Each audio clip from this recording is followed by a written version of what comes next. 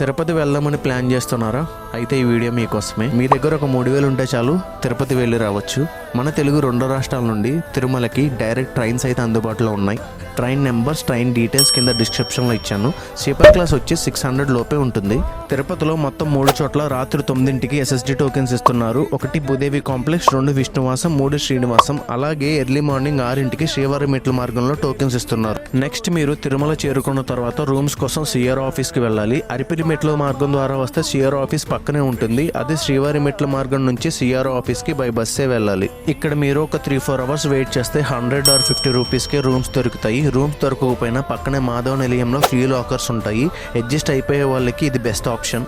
అలాగే తిరుమలలో డైలీ వెంగమాంబ అన్నదాన కేంద్రంలో అన్నదానం జరుగుతుంది. దాని టైమింగ్స్ ఒకసారి స్క్రీన్ షాట్ తీసుకోండి. మీకు SSD టోకెన్స్ దొరకకపోతే దర్శనానికి మినిమం 15 నుంచి 20 గంటల టైం అయితే పడుతుంది.